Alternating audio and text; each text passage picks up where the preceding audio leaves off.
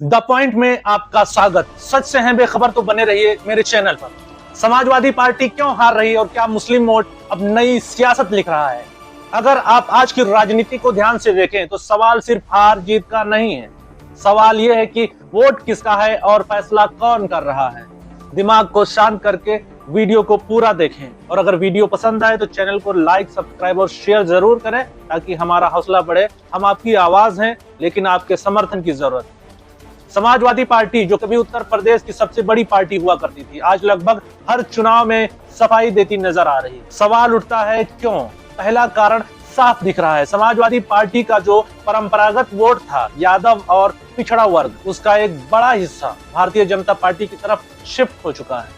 जी हाँ, ये आज की हकीकत और आज की सच्चाई है। वीडियो अगर आपको सही लगे तो लाइक जरूर कीजिए। बीजेपी ने संगठन, सत्ता और संसाधन के दम पर उस सामाजिक आधार में गहरी सेंध लगाई है। अब समाजवादी पार्टी बचती है तो सिर्फ मुस्लिम वोट के सहारे। लेकिन यहीं से कहानी बदलती है। मुसलमान मतदाता अब सिर्फ बीजेपी को हराने की राजनीति से थक चुका है। उसका सवाल है, हम कब तक डर के नाम पर वोट दें? हमें बदले में क्या मिला?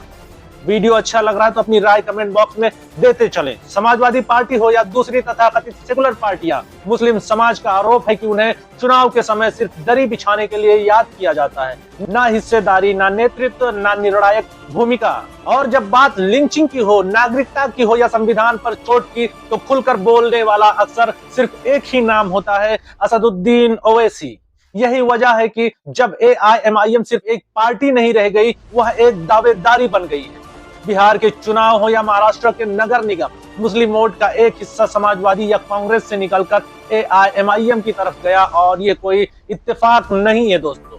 मुस्लिम मतदाता कहता है अगर हम वोट देते हैं तो हमें अपनी सियासत भी चाहिए।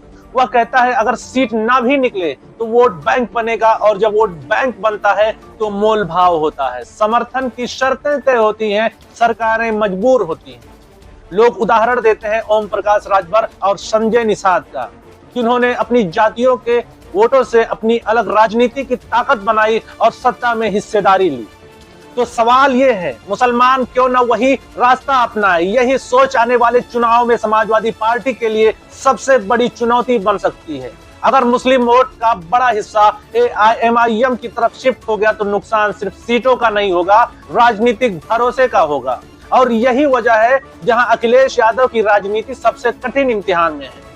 क्या समाजवादी पार्टी मुसलमानों को सिर्फ वोटर मानेगी या साझेदार? क्या वह नेतृत्व, टिकट और निर्णायक भूमिका देगी या सिर्फ बीजेपी हटाओ का नारा?